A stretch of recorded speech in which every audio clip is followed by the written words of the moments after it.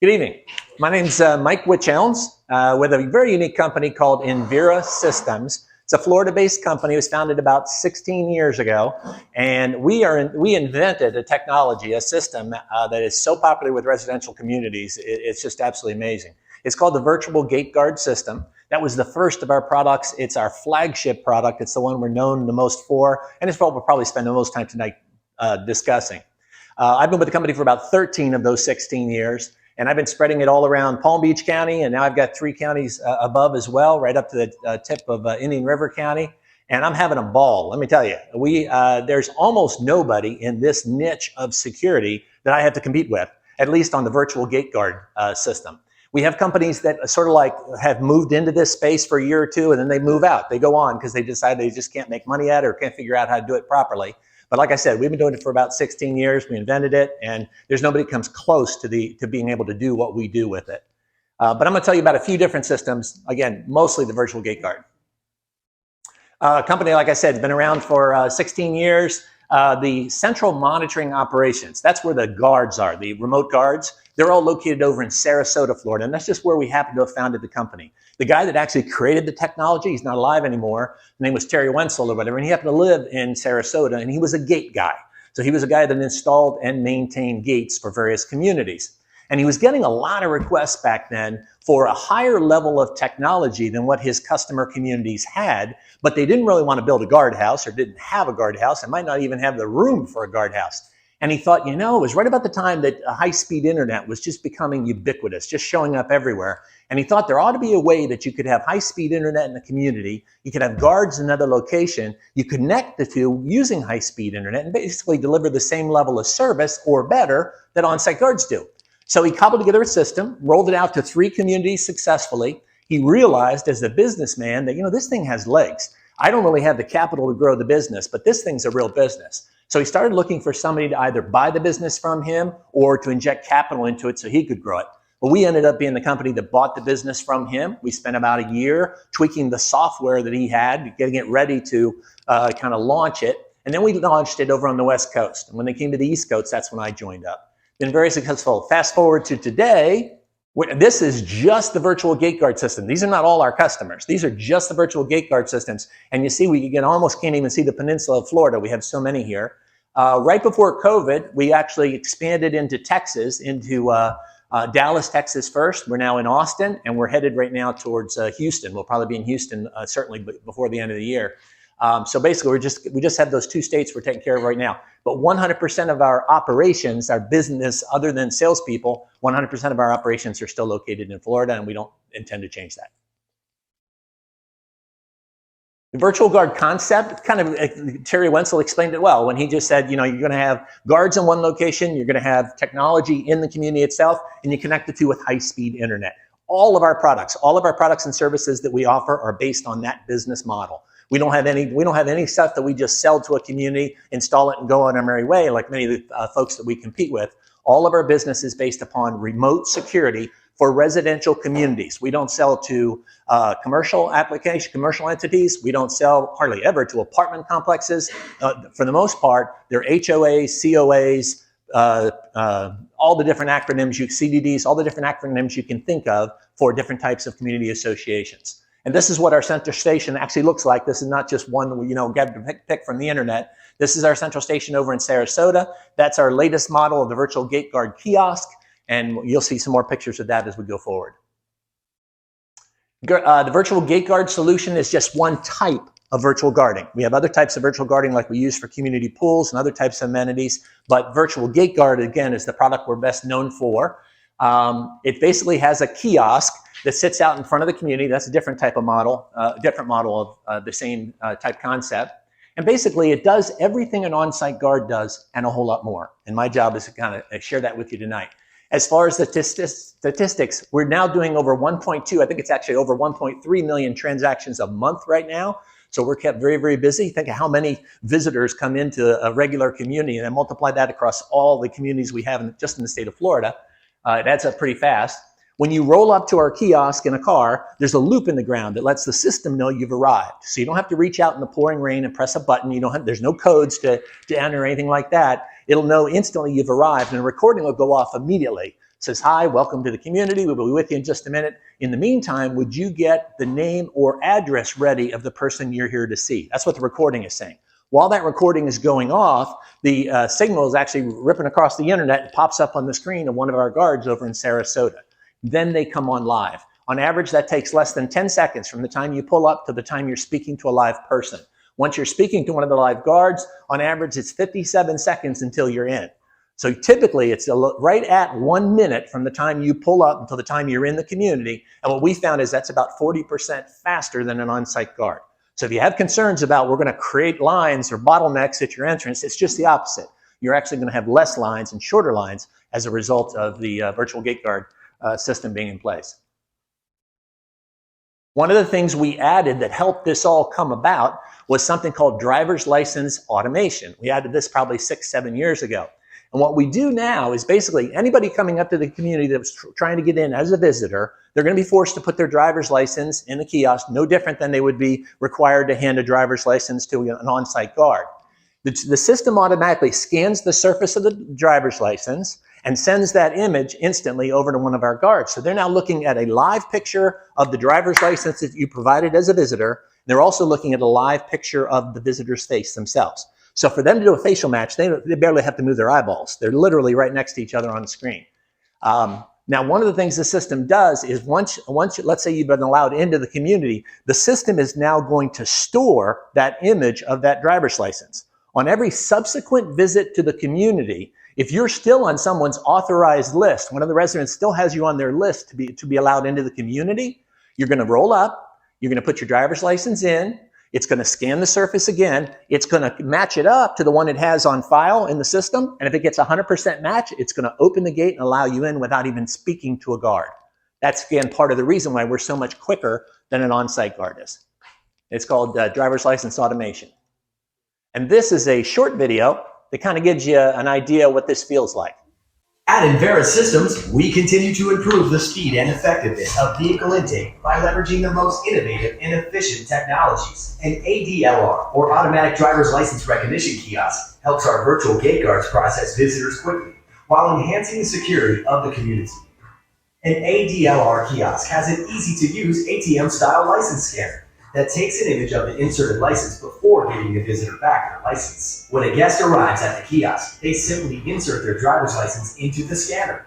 Envera's virtual gate guard system then automatically begins matching the name on their driver's license with the community's MyEnvera database. If the guest is registered and permitted into the community, the visitor will see a green light to proceed through the entry gates. If the guest is not registered, a licensed virtual guard will greet the visitor, contact the resident they are visiting, and then grant or deny access as appropriate. Guest names are easily entered, given to Envera through MyEnvera website or downloadable app for iPhone or Android devices. By utilizing an ADLR system at your entry gate, you can drastically reduce the processing time of guests, which lowers wait times for visitor access and decreases visitor lane stackage at your community entrance. To learn more about ADLR technology and the other community security solutions offered by Envera Systems, as you might expect, the whole system runs on a software platform. We call that platform MyEnvera, so it's pretty easy to remember. It's also an app on your smartphone. So if you wanted to add visitors, if you wanted to let Envera know that you've got a visitor coming to the community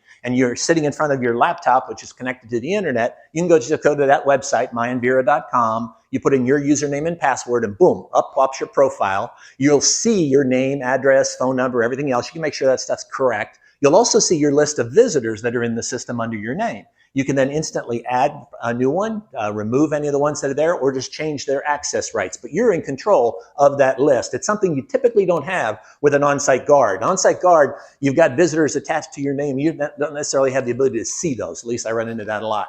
But with ours, you do. Since we all carry smartphones now, you just download the appropriate app from the App Store or from Google Play Store. It's a free app, and now you can do 100% on the smartphone, anything you could do if you were sitting in front of a laptop or a PC. One of the other things I talked to your board about, or broached the idea with your board, is our high-speed barrier gates. Everybody knows swing gates open slowly, right? They take about 14 to 17 seconds to open. Barrier gates are much faster. They're usually about 3 seconds up and about 3 seconds down, right? The advantage to your barrier gates over your swing gates is your barrier gates do a good job of keeping out vehicles because they come down relatively quickly and they tend to impede tailgating. Swing gates do a wonderful job of keeping out pedestrians, bicyclists, people on a hoverboard, do an awful job of keeping vehicles out because they take 14 seconds to open, best case, and 67 cars go in and then finally they have the opportunity to finally close, right? So most communities at some point in time end up having both. They end up having barrier gates and swing gates. And the way it works is essentially you give the signal for the gates to open. Your swing gates now open all the way, and then once it's fully open and out of the way, your barrier goes up, allows one car in, and then comes back down, right? That's the whole idea, and then your swing gate comes closed. Part of the reason it's designed to do it that way is if you strike a barrier gate, it could cost the board a couple of $100 to replace that barrier arm if it gets destroyed or whatever, and they do get destroyed from time to time. New high-speed barrier arms from Bennette can help deter tailgating at your community entrance. Traditional gates are often too slow to stop unverified vehicles from following others in. With barrier arms that open and close in just over a second, only one verified vehicle is able to get through. Plus, high-speed barrier arms can come with LED lighting. When the barrier arm is down, the light is red. When it opens, the arm turns green. LED high-speed barrier arms provide communities with a gate system that looks and functions superiorly. This innovative technology is also high quality and easy to repair. Many old barrier arms used to require professional service if the gate was hit. High-speed barrier arms now have breakaway capabilities, allowing the arm to swing out or up when hit. Then, these arms are easily reset without permanent damage to the gate or assistance from a service team. In the event a barrier arm is hit, Invera's high-speed barrier arms include gate strike sensors. When an arm is hit with a gate strike sensor attached, a signal notifies a virtual guard at our central station. Then, a virtual guard can quickly notify the community of the incident. When used in conjunction with a virtual gate guard, Invera can retrieve the vehicle owner information of the driver that hit the gate to help recoup any damage caused. Learn more about how Invera can help reduce tailgating with quick and reliable high-speed barrier arms at your community. So that's our high-speed barrier gates. This is your entrance. I'm sure you look down with a satellite view your entrance all the time. So this probably looks very, very normal to you, very typical to you. But what you see there, the white thing, I don't know if this is going to be, no, that didn't help at all.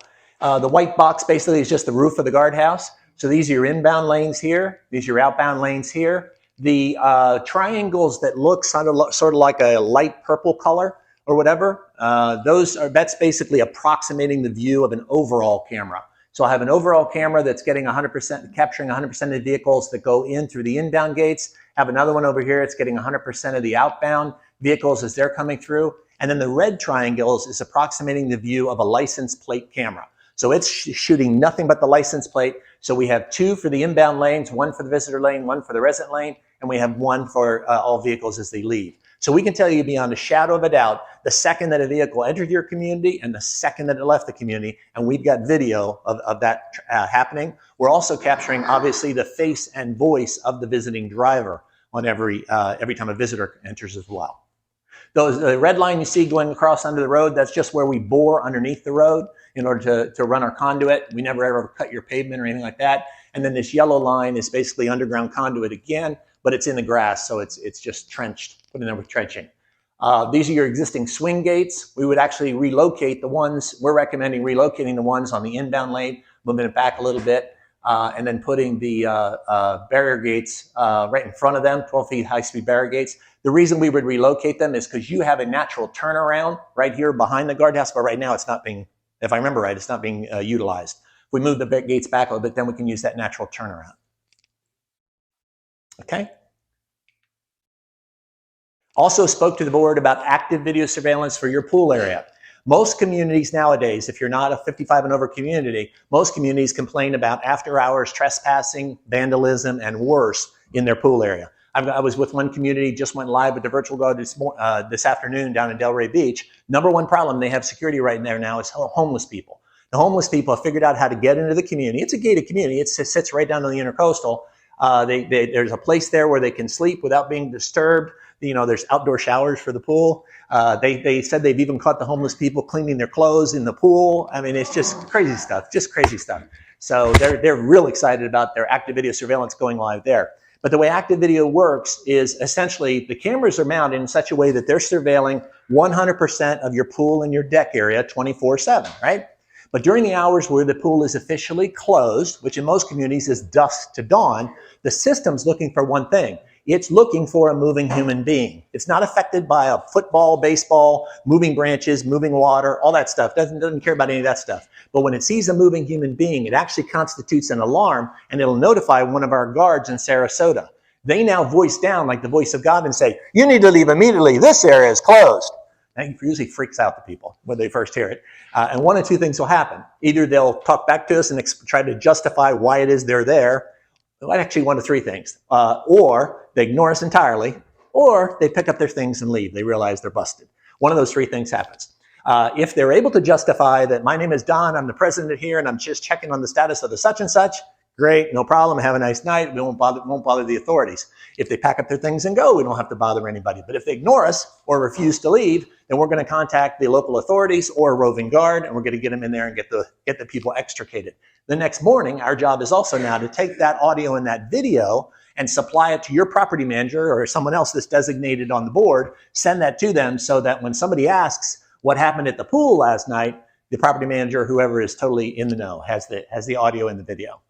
So that's our job. So that's called active video surveillance. It's used primarily around community pools. I've seen it at tennis courts occasionally. We use it inside really nice clubhouses now.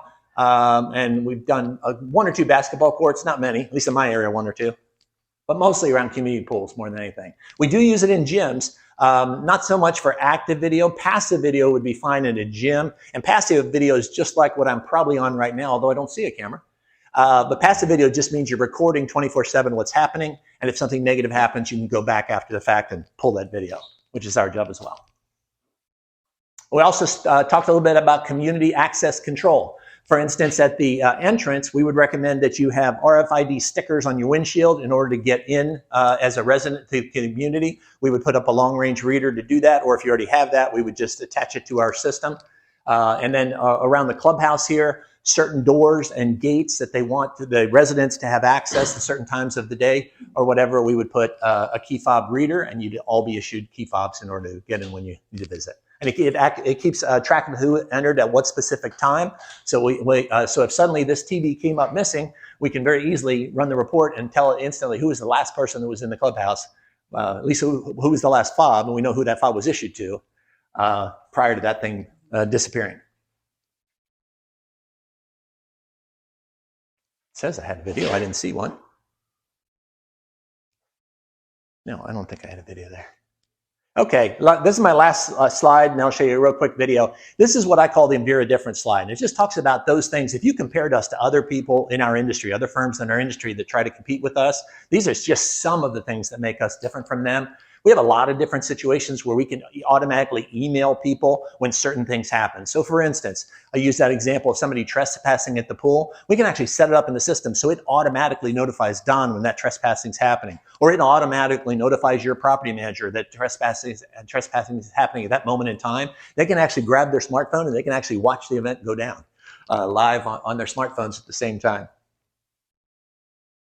Professional convenient video polls, I talked about that. When you need video after an incident happens, like a gate strike or trespassing or whatever, it's our job to go back and find the incident, pull that video, and provide it to the property manager and the board in a convenient fashion.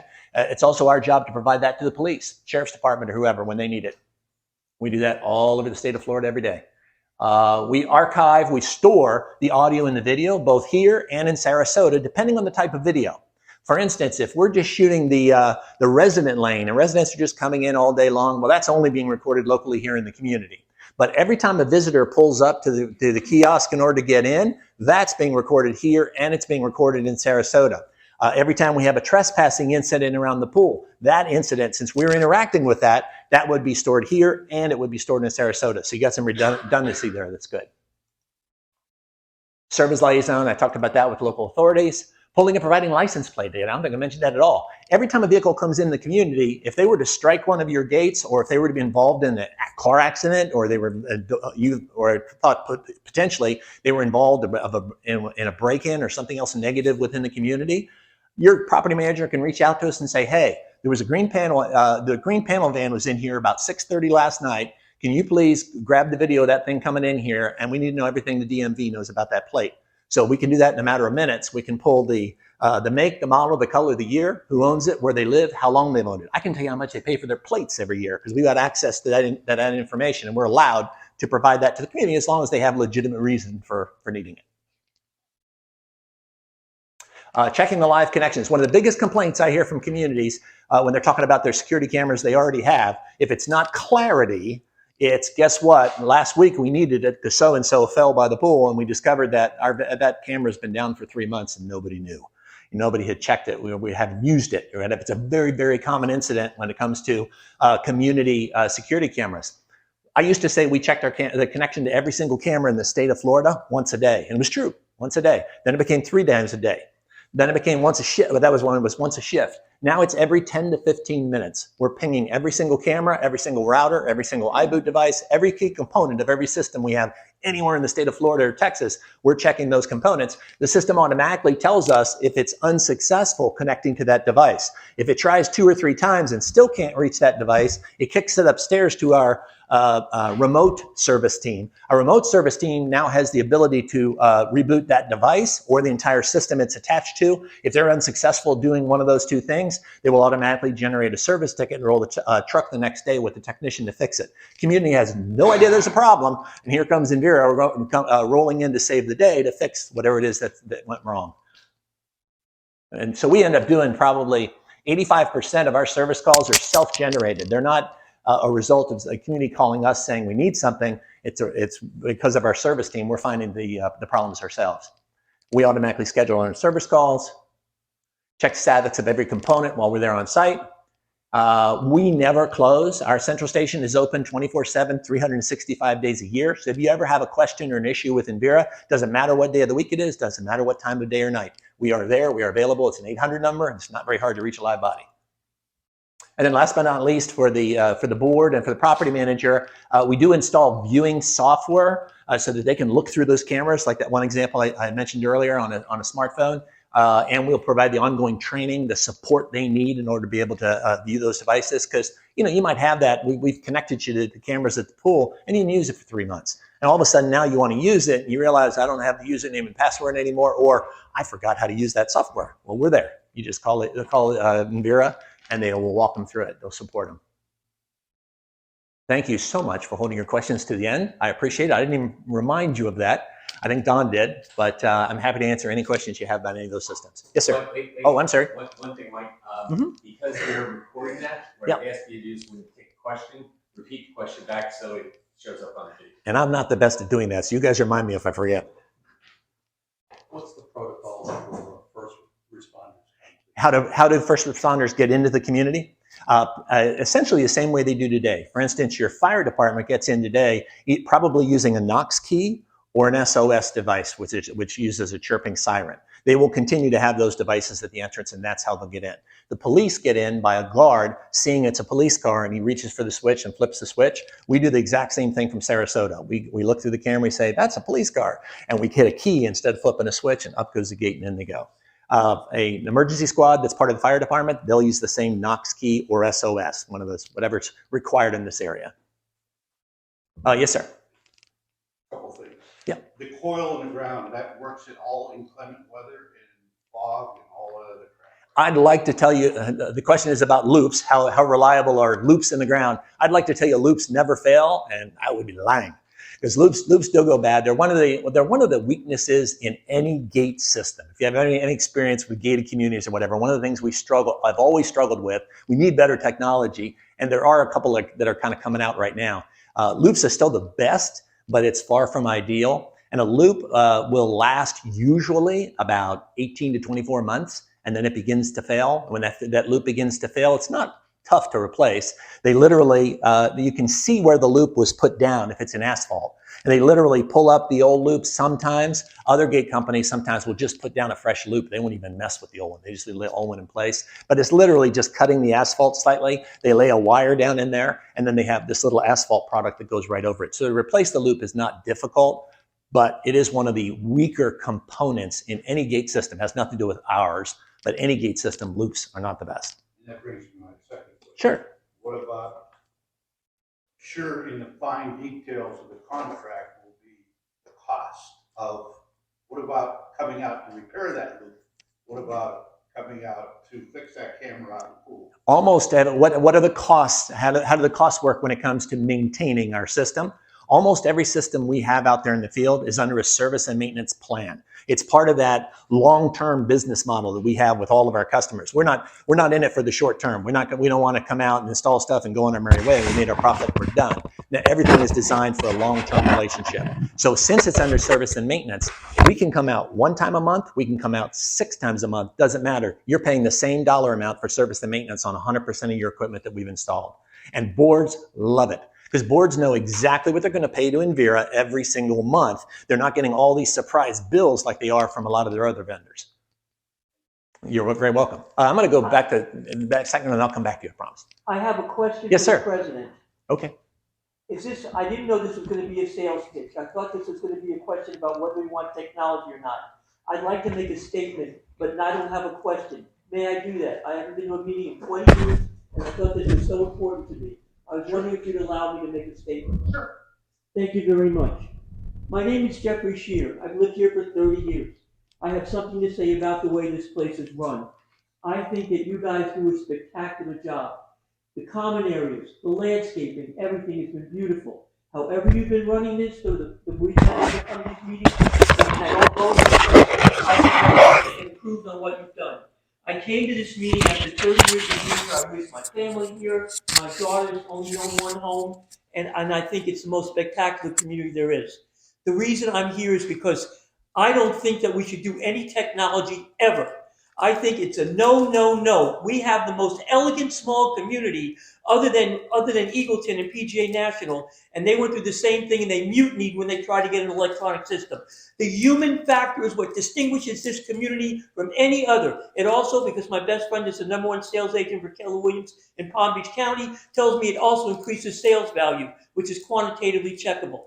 The point I'm making is this: there should never, ever be anything but a human guard at that gate. From the day this community was started till the day we die. If we have a problem with money, charge me more. I'm paying $219 a month. I don't care if it's $319 or $419. The human factor is everything, and every great community has human beings. Let me step in. I'm done. Okay, just 1 second. That's appropriate when we have our board meeting to talk about this. I appreciate your passion, right? You didn't beat me up just now any more than my wife did. You know? No. So, but wait.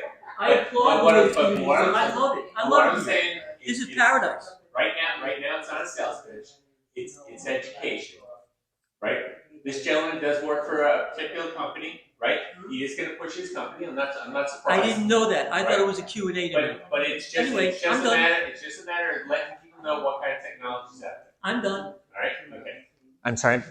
I think you had your hand up. I was just curious, are there other communities that are using this locally? Oh, absolutely. Yeah. Usually when we get to the right point in the whole process or whatever, the board will ask for references. And what I'll usually do is I'll give them 5 or 6 communities. I try to gear it so it's not a great distance from the community, because they're probably going to want to visit them and see. I try to make it approximately the same size of community. So if you have 250 homes, I'm not showing you a community that has 50 homes, really not relevant. If it's a 55 and over community, I try to make it a 55 and over community. So I kind of build all those parameters in before I select which 5 or 6 communities, and I give them all the contact information, and most of them reach out to the individuals in those communities and get their honest assessment of how they like the system. So which one are around here? I don't know off the top of my head, to be honest with you. I apologize for that, but I don't really memorize the locations of every community before I come to a presentation like this, but I've always provided those references whenever they're requested. Yes, ma'am. You're talking about this is all working on internet? Yes. What happens when the internet is down? What happens when the internet goes down? Usually the question I hear is what happens when the power goes out and what happens when the internet goes down? And essentially, they're both the same thing. If the power goes down today, or with our system in place, the result is exactly the same. That your gates are designed to fail safe open. So if you have swing gates, they open like this. If you have barrier gates, they open like this. They are required to stay open until a reliable source of power has been restored. Florida actually mandates that in a statute or whatever, that they open automatically. We're no different when it comes to internet. But what most communities do, and I applaud them for doing it because they didn't in the very beginning, 13 years ago, it was a rarity. Now it's probably 90% of communities. When they put in the virtual guard system, they connect it to two ISPs, two internet providers. We don't pick who they are, the board does. So the board might decide the primary is going to be Comcast and the backup's going to be AT&T, or vice versa, or one's going to be Hotwire, one's going to be AT&T. The system will automatically jump back and forth between those two internet providers based upon which one's giving the strongest signal at that moment in time. So you will almost never experience internet outages at the gate because that would require both internet providers to be down at the exact same time. I haven't seen that happen in the time I've been with the company, but not that it couldn't. Yes, ma'am. So to piggyback on that, Mhm. so if there's a hurricane, we have no internet, we have no power. The gates remain open, so Mhm. now we have no security. So it's just a matter, whoever wants to come in at that point, we're just gonna have. How long have you lived in Florida? 34 years. Great. Then you know what happens in gated communities in Yeah, Florida. yeah. We all open our gates ahead of time. Gates are wide open for the period of But that period of here time. We have our guard. I've lived here for 32 years, so the guard's here. When the hurricane comes, he's at the gate. Now, whether people are gonna go 50 miles an hour through the gate, he can't stop that. But if everybody's gonna behave, he's gonna be able to stop it. And do what? He has no computer. He has no power. Gates are out. Gates are not operating. You just said power was down. What's he doing? He's saying hi?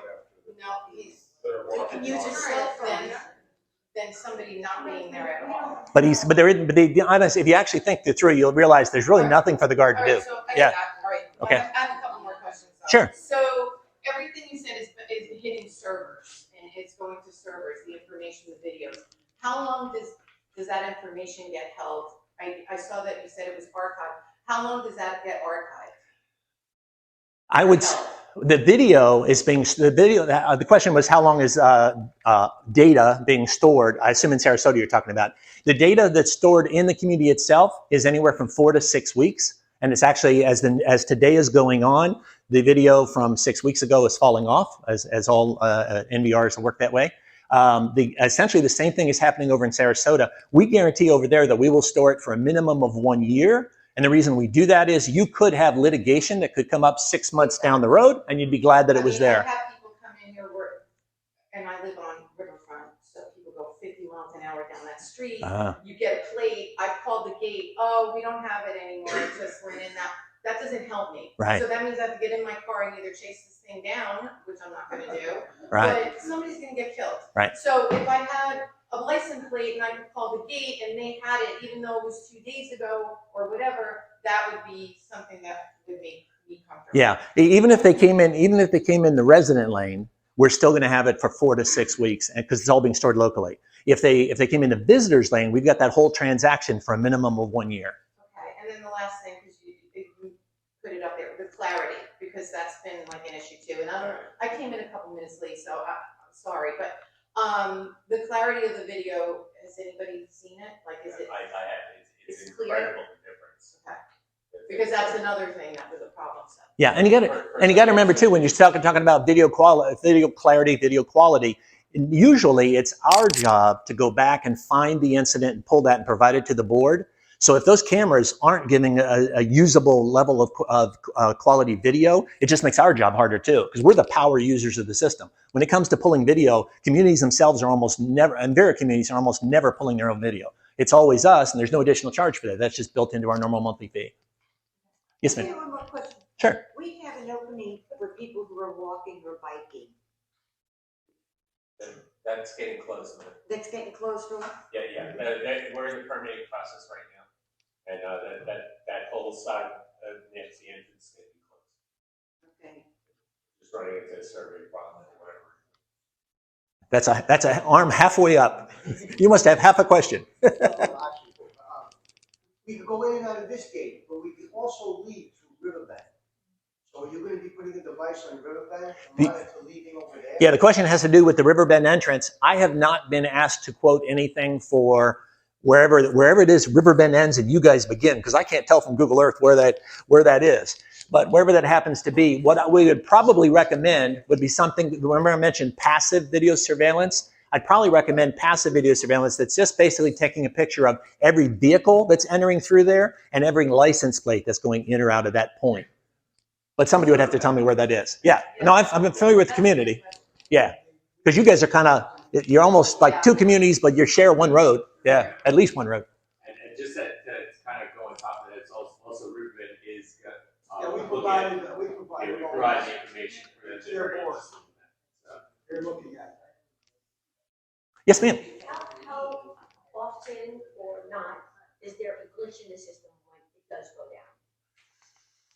Go down would be the key operative two words there, and that is anything. And when you have all the different components that we have at an entrance or even in a pool system or whatever, you can have one camera that stops working for some reason. You can have one camera that's all of a sudden been hit by the weed whacker guy and it's now pushed in the wrong direction. It's not focused where it should be, or it's lost its clarity. The image quality has gone down. So different things can happen. It's rare for the kiosk itself to go down, but it does happen. There are times where it has gone bad. I'll tell you, it's the highest priority item we have is when something goes wrong with one of those kiosks, because all of a sudden we don't have the ability to do what we're being paid to do. So we will pull technicians off, the nearest technician off whatever he's doing and say, skedaddle over there to North Passage. Their kiosk just stopped working.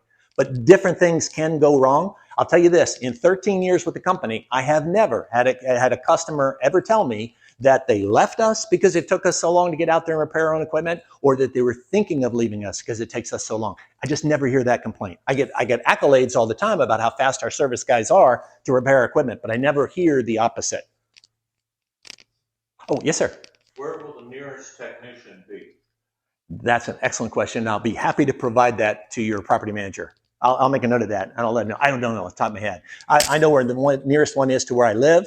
I know that we have one up here in the north. I honestly don't know where that is. Would it be in Jupiter or? I wouldn't be. It'd probably be in. Yeah, it's going to be in either West Palm, the Gardens, or Jupiter. I just don't know, but I can find out, and I'll send that to your property manager. It's a great, actually, excellent question that I don't usually get asked. Yes, sir. Is there? Okay, so let's say the power goes out. Along with it, usually the internet. Not necessarily. Yeah, two different things. Along with it, the internet. Okay. Is there a backup for the system? No. When the question is, if the power was to go out and the internet was to go out, would there be this automatic backup? No, there isn't. I do get asked that question from time to time, and my question is usually the same, because people that have an on-site guard will say, well, our guard will take care of it. And I always wonder about that answer, because it's like, what can the guard do? I mean, think about it. His gate, all of his gates are wide open. The power's down. He has no computer. He has nothing. I mean, he literally could stand in one lane, because remember, he's got 3 or 4 lanes to deal with. He could stand in one lane and do this, but even when they pull up, hi, how are you? There isn't anything he can do. He can't check. He doesn't have a way to look up your number to call you if they say they're visiting you. There's not much a guard can do when your power's out. Yeah. So you're saying there's no difference between you and the guard? That neither of you can do anything when the power's out? I'm sorry? I didn't hear the question. Is that neither a guard or your service can do anything when the power's out? That's pretty well the case. Yeah. In a gated community, when your power's out, all your gates are wide open. People are just going to cruise right in. They're probably not going to stop. I know because of my industry that we can be out in the middle of a field and have power and internet and everything without being connected to anything in the ground. Why can't we do that at the gate? You can have a generator. Yeah, by all means. I have a lot of communities. I have a lot of communities that we don't provide the generator. Yeah, we don't provide the generator. But I'll tell you, our system, not including the barrier gates, just talking about the virtual guard system. Of course, I'm looking at an outlet that's not a power outlet. Oh, here's one. Our entire system at an entrance runs off of one of those, one little 15 or 20 amp outlet. So, because everything we do is low voltage. So if you had a generator sitting behind your gatehouse that automatically kicked in when your power went out, I mean, it could run. You got the smallest generator probably Home Depot sells would run that. Right. Yeah. But yeah, and now the connection. Internet. Yeah, if the internet's down, chances are you can also have a backup that has when we do. When it gets switched on. Most internet connection. Most communities have two internet providers connected to the virtual guard system, and the system will automatically jump back and forth. If this one dies, it's going to use that one. If this one dies, it goes back to this one. Now the power's down, so is the internet still up? Could be. Could very well be. But- Yeah. so Oh, probably not though, because your router isn't because- getting power at that moment. Yeah, your router's not getting power. and Yeah. you need cameras. Yeah. So how does it work if the power's down? What you're describing is the case of with most security cameras everywhere in the world. Usually, when power's out, your cameras are not recording anything. Right. Yeah, that's just the kind of the nature of cameras. Right. Yes, sir. Mike, just one point. I think if there was no guard there, well, if there's a car coming down the road, just looking to steal something, going to something bad, the gates are up. If there's a guard there, I think there's less of a chance they're going to come in versus if there's no guard there. If they see a human being, it's going to be like, I'm going to go with no human being. There is a deterrent. I mean, I like the presentation. Yeah. Yeah. I have one more question. Do you have any stats on increase or decrease in crime after communities have gone from a guarded system to a gate? Question is, do we have statistics on whether crime goes up or down when somebody moves from a virtual guard system to from a guarded system to a virtual guarded system? I don't have any stats on that. I can tell you again, we've been doing this for 16 years. The same 3 communities that Terry Wenzel signed up for way back when are still our customers today. We almost never lose customers or whatever. So we're doing an awful lot of things right. I come to a meeting like this to answer questions or whatever, and a lot of people sometimes try to figure out how can the system not work. And it's like, I got to tell you, for 16 years, it's worked. It works really well. It just gets better and better every year, and we're growing like crazy. And I just wanted to come here tonight just to share with you how these systems work. If you haven't experienced one yet, I'm kind of surprised you haven't, because they are everywhere. And it's certainly more dense in some areas than others. But it's just, and the other thing we didn't talk about was cost. I'll just share with you the savings for your association, which is you. The savings for the association are huge by comparison. So not only do we do a better job providing security to residential communities, but we do it at a fraction of the cost, because the cost of each and every guard is now spread across multiple communities. So the numbers are absolutely amazing. Yes, sir. Is there a backup to the Sarasota support center? Oh yeah. The Sarasota Support Center. I actually had one of my slides is all about the security we have on it and the amount of backup and everything we have. It's impressive. Just the power backup itself, just the generator, if you want to call it that, is the size of a semi trailer or whatever. It's about as long as this room, and about, because I've actually been there to see it. It's about this wide over to that wall, and every bit as long as this room is wide or whatever. It's huge. We have that there 365 days a year. We have a 2-week or 3-week, I think it's a 2-week supply of fuel on site, and we have a guarantee for another 2 weeks if the fuel ever gets cut off or we begin to run low. Last year, we had a hurricane that actually went after Sarasota, of all places, and it was supposed to do a direct hit on Sarasota.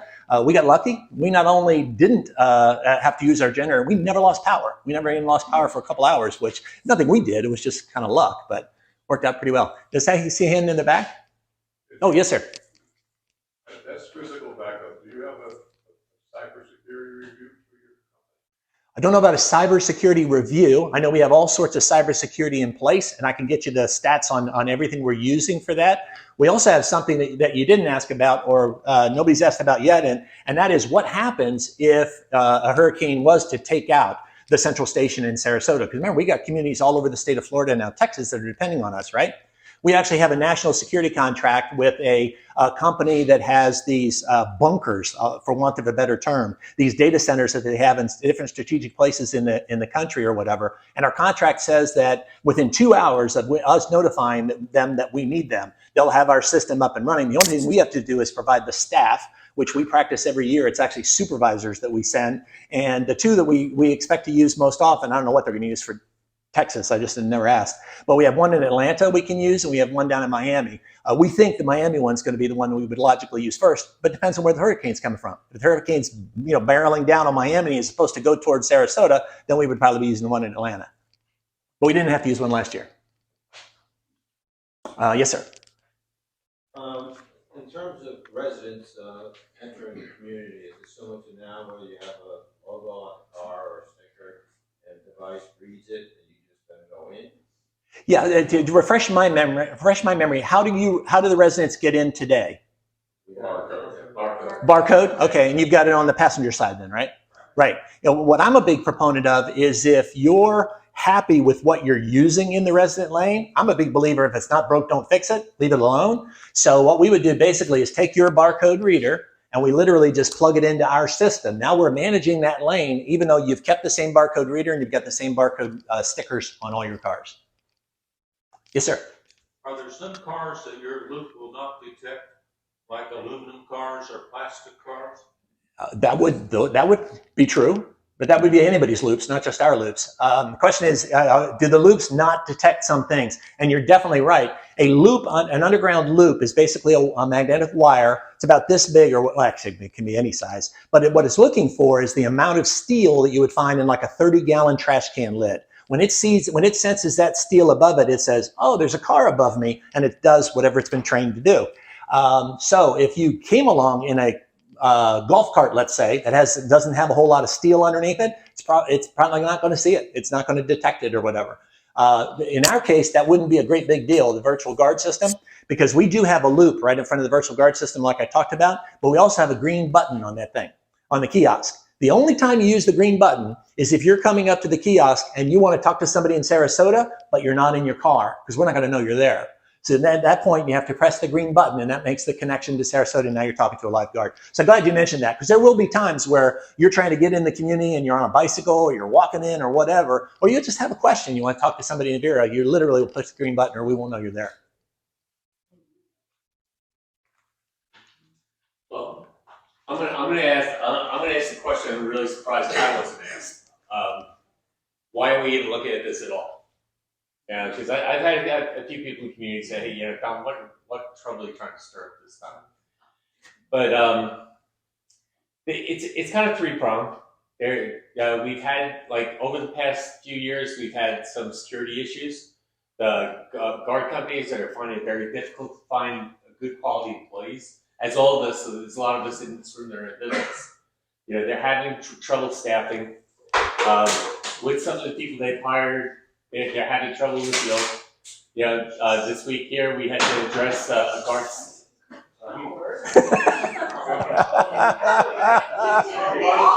There's always one. There's always one. You're gonna stay after a quick chair as well. This week alone, we had the guard asleep. The overnight guard. We have a new resident in here who actually gets a limo to take him to the airport. He keeps finding the guy asleep. You know, and it's a tough business.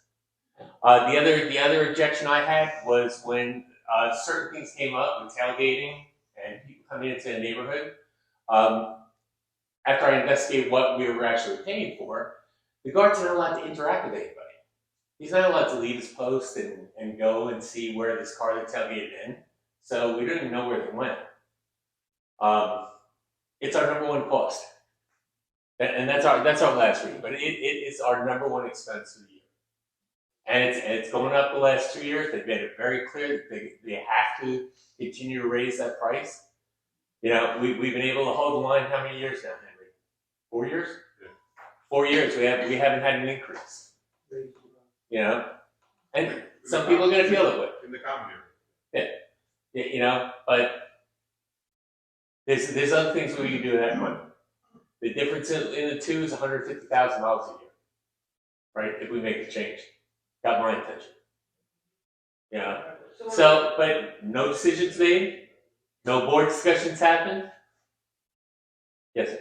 Can I suggest something to you? Sure. I was board president for 2 years, vice president for 2 years, Brandon was president for 4 years. I think we went out to vote on a couple of things that were very controversial. It would take a lot of pressure off you guys as board members to make a decision. And I know that's not the way we do it as a representative, organization. But this is a pretty big decision for you guys. Absolutely, and in all honesty, why I wanted to do the town hall meetings, I want to get a good gauge of where people are on this. Yeah, you know, that's the interaction we see. We're not moving fast on this. Absolutely not. And we may have to do a vote around the time that we do our elections. You know, if I'm not comfortable, I know if Henry's not comfortable, that we have a clear majority that wants to make this move, I would say, yeah, well, let's put it out for a vote when we elect new officers. You know, that's one possibility. I'm not guaranteeing we're doing that. You know, we're not at that point yet. That's something, the action that we take is gonna be. I just think that in the 30+ years I've lived here, as Jeffrey said, this is probably as big a decision as we've made. Right. So it's not a one or the other. I mean, you could actually look at a hybrid model, right? Where we got people manning it during the busiest time of the community, and then at night going. Like I say yes to that, but I don't know what we could get from a security company. Yeah. So do I think that we could, or we could go like Riverbend. Riverbend hires their own. They don't have a company doing that. That's their employees. You know. It's not a one or other. So what are we spending per year, and then, you know, divided by how many residents there are, so what does that come out per month, per year, per resident? It's close to 240, 230, 400. Yeah. And then, do we know like roughly how many residents? About $1,000 per house per year. $2,000 moves the fee of buck. Right. So you divide it by 2,000, and that's how many dollars. But again, you know, I'm more like, we've had things come up, and we talked about the license plates before, and there's no true security, you know. So I mean, if we need comfort level of having something in that gate, you know, if that's something the community wants to do, that's what we want to do, you know. But I'd like to see the security. I mean, there's pros and cons to both, but I do feel that's definitely having a man at the gate is a deterrent. Mm-hmm. You know, even for the psychos that want to come and chew your face off, you know, that just happened in the mornings. Well, when there's a guy there, it's more of a deterrent than, hey, there's nobody there going to stop me from going, you know, you're walking through, you're not going to be detected by the little loop. I can go right on under, I can go right on over the gate or under the bar. And as I make this joke, I want to just say no disrespect, all right? But Dimitri is not the person going to protect me. I agree. No, and I mean no disrespect either. I agree. But he can call 911 where they're not even going to know that anything's going on. Or the wild pigs are here. You know what I'm saying? Yeah. Well, like I said, we're kind of getting off track of exactly what I didn't want to do here, right? No, it hasn't even gone to the board yet. So earlier this evening, someone asked you for references, other communities near us, and pardon me, but I thought you were a little evasive. And I thought what you said was, well, we'll give it to the board at another time, but how about giving it to the board earlier? When you guys send us an email, tell us the other communities in Palm Beach County or north of us that have this system. Or the amount of, we don't have to know their name. Hold on 1 second, sir. Please. The one thing I would ask you to do is get with Larry. And see Larry Bader right You there. could go right up here to Jupiter Country Club, which is close to the Turnpike. We went there and have that community they utilize. Sonoma Isles. The Yeah. other ones I've gone to, well, ones up in Vero Beach area. I haven't personally visited it. Palm No, City. I'm not, just tell us who they are, you know, your customers, so if we wanna do our own little investigation, if we have a friend there or whatever. And in all honesty, I mean, we're not gonna just, if we did make a move, we gotta put this out to several companies. I mean, like you're asking a timetable, we're not even at that point of saying, okay, we're gonna explore the companies. We have Mike's information, we appreciate it, but he's the best company, but he's not the only one. What about an answer to my question? The question is supply to the board now. I'm sorry, Larry. I've actually provided to Larry weeks ago. He's actually checked out 3 or 4 of them. I've never told the board no when they ask for references. How about the rest of us? No, Larry will get it to you. That's what I'm saying. Yeah. He's the one who has it. Is that not good? Yes, ma'am. And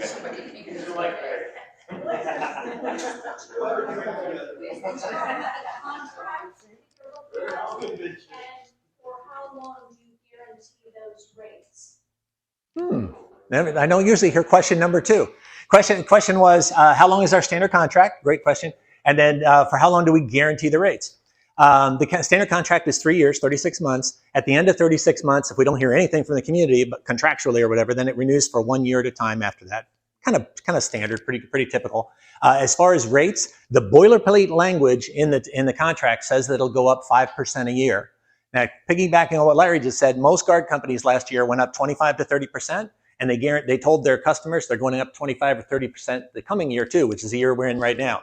So there's big increases coming from guard companies. Our contract says we can't go up more than 5%. And what I tell boards all the time, when they get close to signing on the dotted line, is one of the things they need to stipulate before they'll sign is no increases during the primary period. So what that says is there's no increase in that first 36 months. Now, at the end of 36 months, it's going to go up probably 5%. And you'll probably see that from that point on. But you can actually just request, as a board, they can just request no increases during the primary period, and we've done it every time it's been requested. Yes, sir. So my question is, and I don't know the ultimate configuration of our community, but who owns the equipment, okay? And is the equipment fully amortized over the first 3 years? Yeah, the equipment is owned by the community. The question was who owns the equipment itself, with one exception. I don't have it on the screen right now. The kiosk. The kiosk itself is something we own, and inside our numbers, the community is actually renting that kiosk. When the day comes, if the day ever comes, where you decide to sever the relationship with Indira, we would actually come out and remove the kiosk. Everything else would still be running. So all the cameras, recording devices, everything else are still recording. We're doing everything they typically do. You will have just lost your connection to us in Sarasota, and you wouldn't need it anymore anyway, because you elected to sever the relationship at that point. So that's the only thing you don't own is the kiosk. As far as the amortization, yes, there are costs that we're amortizing across that 36 months, but it's essentially the cost of that kiosk. That's what we're spreading out over 30. You're not paying it. It's in the monthly fees, but yeah, we're amortizing that, if that makes sense. So would after the 36 month, the amortization of the kiosk disappear? You don't own it. You're renting it. You're renting the kiosk. Yeah. But does our rent go down now? No. Because it's past what it's. No, you'd still be inside your monthly fees in year 4. You'll still be renting that kiosk. Yeah, we never owned the kiosk. Right. We only rented. Yeah, we didn't do that when we first started as a company. When we first started as a company, we actually sold the kiosk to the community as well. And what we realized was we were doing a wonderful thing for competitors. We were like selling this thing, and then they could like backwards engineer it. So just to kind of follow up though. Yeah. In addition to the contract and the contract rate, is there any capital outlay that would be required? In other words, if our cameras, we don't have enough cameras, and they're not. Hey guys. Is there upfront capital outlay? Yeah. Oh, absolutely. Yeah. A typical virtual guard system is usually about $20,000 to $25,000 in upfront cost, and then you have the monthly cost. And the community can choose whether it wants to pay for that out of its own coffers, the upfront cost, or if they want to finance it. We use Capital or Canon Financial Services to finance most of the deals that want to be financed. Okay. So I may have misunderstood the answer to my first question. Okay. Amortizing the equipment over the life of the contract. Yeah, the community owns the I've never been asked to. Yeah, I've never been asked about amortization before. That's why I was a little slippery on my answer or whatever. There are internal costs that we're amortizing over 36 months. You're not necessarily amortizing your upfront costs across 36 months unless you choose to do so. So the new gates, the new cameras, all that stuff. There are upfront costs for it. That's community outlay. Correct. Whether you finance it or whether you. Exactly right. Well said. Yeah, well said. Absolutely. Yes, ma'am. So it's a 3-month contract, the kiosk. 3 year. 3 year, that's Yep. it. 3-year contract, the kiosk is not ours. Do you do an equipment refresh after the end of that 36 months if we up? No. The question is whether or not we automatically replace the equipment at the end of 3 years. No. We'll replace the equipment during the first 36 months or whatever. It's always on our dime because this included in repair and maintenance. Once you're outside the primary period, it gets a little technical now. The labor, as long as you're still paying service and maintenance, the labor is 100% covered. The parts you're now getting at our cost. So we don't mark up the parts, but when you get outside the primary period, you are paying for any parts we have to replace, but you're paying for it at our cost. On the kiosk. No, on everything. I'm talking about the kiosk, like all that. So Yeah, kiosk, you're not paying anything for repairs on it because we own it. And the only time you would ever be charged for a kiosk is if, let's say, I had sold you the standard kiosk or whatever, and at some point you guys decide, no, we don't want that anymore. We want your latest and greatest. We want the one that takes driver's license, or we would want the one that now makes espressos every morning for the residents. Whatever the new one is. If you decided to go with the new one, we would charge you to a certain amount, not the full cost of it, but there would be an upgrade cost. I do have communities do that. That'll end up upgrading their kiosk at some point. Good question, though. Yes, sir. I have a contractor coming in to do our service company. Mhm. I don't know the name of the person coming in. You How does that work? you normally wouldn't. What happens when you know the name of the company that's coming, but not the name of the contractor? You would give us the name of the company if you're so inclined. If you don't give us the name of the company, we're going to tell you who it is when he arrives. How does that work with the driver's license? We're still getting his driver's license. Yeah, that's the nice feature of the community is not only are we requiring a driver's license, but we're actually capturing it and storing it in the system. So if that guy does something negative while he's here on premises or whatever, guess what? We not only have a memory of his face thanks to video and everything, we have his actual driver's license scanned in the system, which you probably don't have today. Yes, ma'am. Kind of piggybacking on what he said, what happens when FedEx or UPS, because we don't call them in. Right. It's just like those. Yeah, I don't even know what day they're showing. Yeah, I got a double answer for you there, and they're both true. The first off is we treat them just like we would the police, and just like your guard does today. When he sees a FedEx truck, oh, that's FedEx. He's reaching for the switch, right? Oh, that's UPS. He's reaching for the switch. If it's an Amazon truck, that's Amazon. He's reaching for the switch. We do the exact same thing, but we're doing it from Sarasota. So we're letting them in that way. But what we just started rolling out, and we have it probably out to about 20 or 25% of our communities right now is, and I hate to use these two letters since the media has been going crazy with the letters AI over the past couple of weeks or whatever, but AI is becoming a big thing in security now. It's a big part of our business because it reduces false alarms at pools and stuff like that. But one of the ways we're using it is we have this one camera that is always on a post and it's aimed out the community. So it sees the kiosk. It's called a stacking camera, and it shows us how many vehicles are stacked up behind the kiosk at any moment in time, 24 hours a day, right?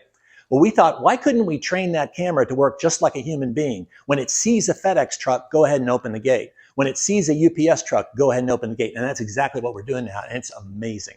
And it's just, again, speeding up the process there. It reduces labor for us, but it also reduces time in line for those visitors coming in the community. Yes, sir. Scenario, UPS guy gets jumped, he gets torn out of the truck, somebody else. We'll have a wonderful movie to show you. We'll have it all caught on video for you. Yes, ma'am.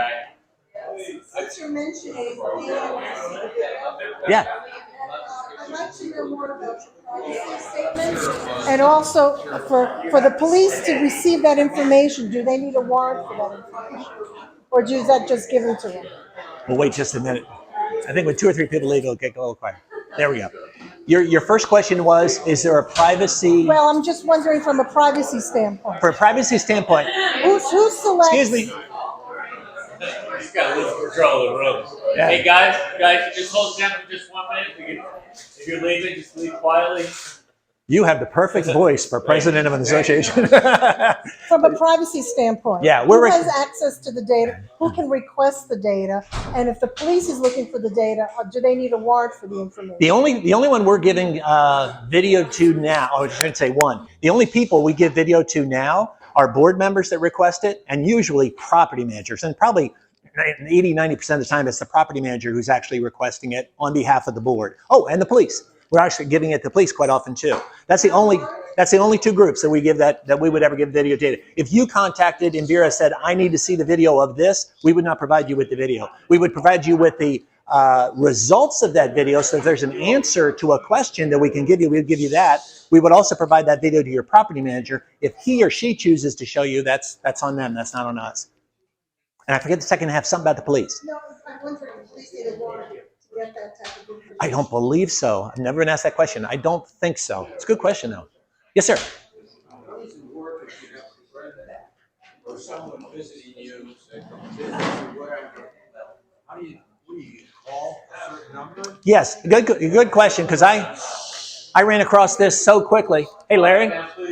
I ran through this so quickly that not everybody might have caught it. But you have the option as a resident to let us know that you have guests coming into the community. And obviously, we prefer you to do that because that keeps the lines down, it's nice for everybody. You know, it keeps everything flowing at the entrance. But if you don't, if you decide not to let us know or just forgot to let us know, we're still going to allow them in. But first, we're going to contact you. And assuming we can reach you and tell you who this is, and you say, yes, go ahead and allow them in, then we're going to allow them in.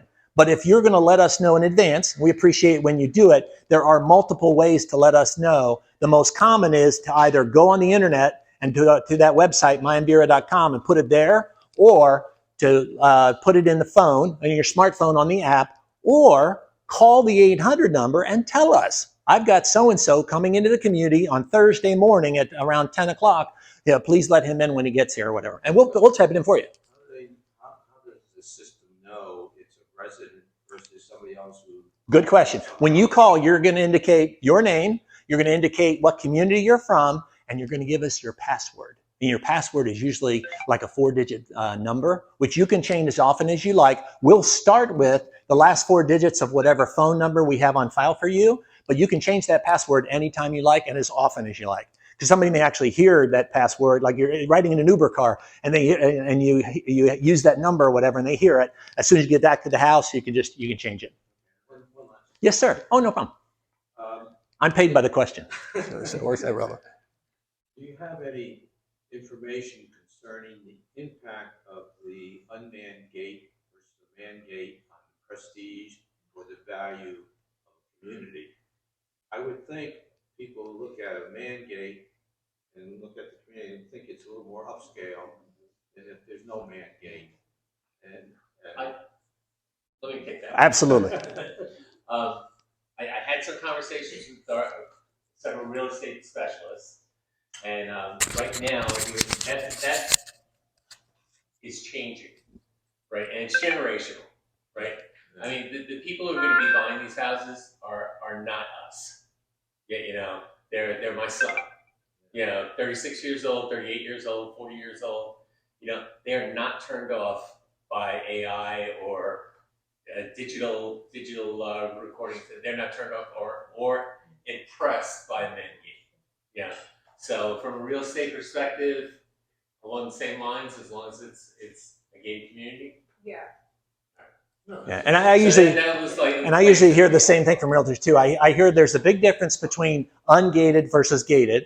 There's a difference between a call box and having a physical guard or a remote guard, but there's really not that much difference in perception between the virtual guard and the physical guard. It's still a 24/7 guarded community. That's what I hear from most realtors. Yeah. But it's a personal opinion too. So. Yeah, and also, I mean, there's a lot of communities that just have like the call box and they have a code and you just get right in, or communities that just have the gate that just opens and then people follow behind. But yeah, I mean, you have in this area, you've got spectacular, beautiful, high-end communities that have nothing but a call box up front. Right. Yeah, or the gate that just opens. Right. Yes, ma'am.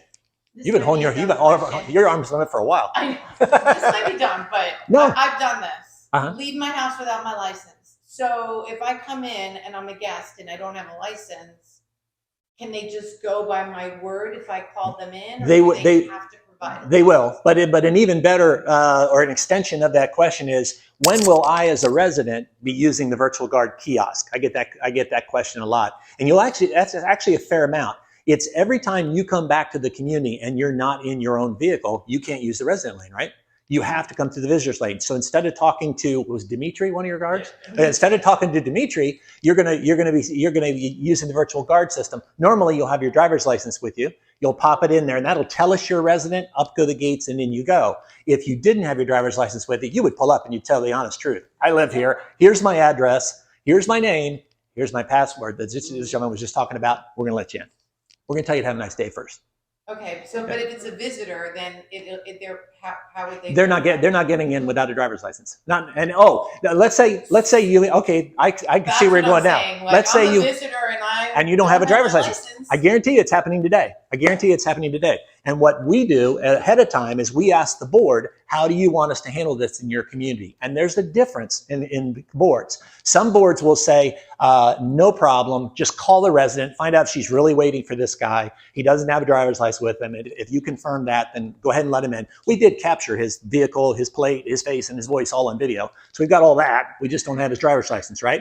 But some boards will say, we don't want him on our streets without a driver's license. Turn him away, and we'll turn him away.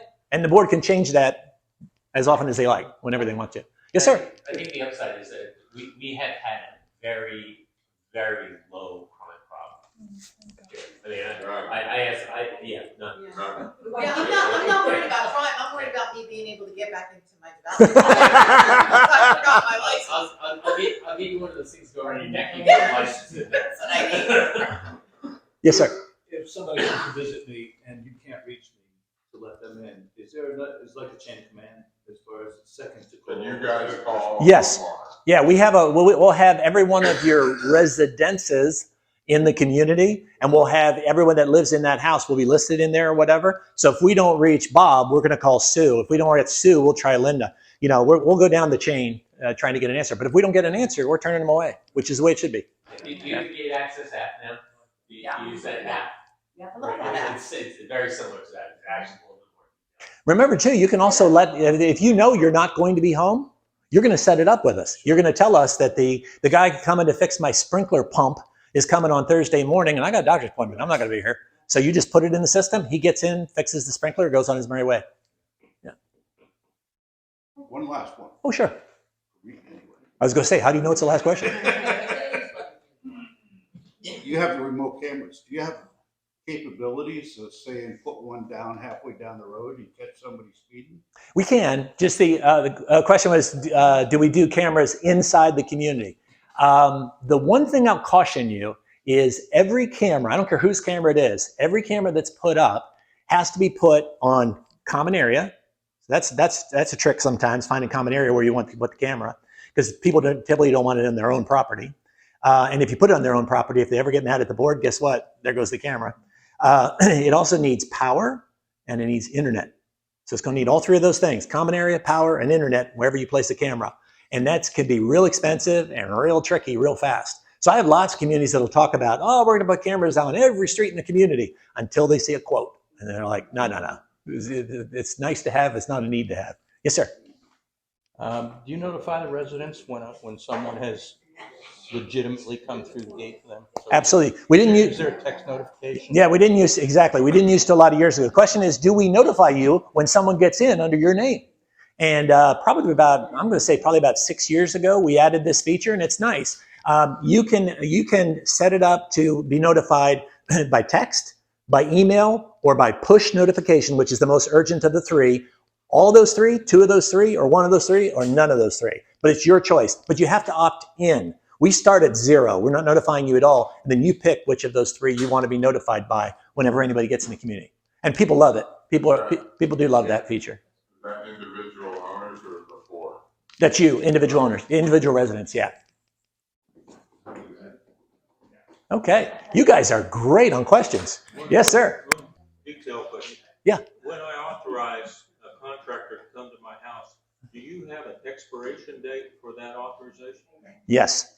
When you, the flexibility, it's not infinite, but it's pretty flexible. You can tell us that I'm letting this individual, and it doesn't have to be a contractor, it could be anybody. I'm letting this individual, tonight would be a good example, one time. Mike's coming here, let's say Larry set it up for me. Mike's coming one time, the minute I drive out of that gate, I don't have access to your community anymore. You can set me up for 1 or 2 days if I got a small project to do with you.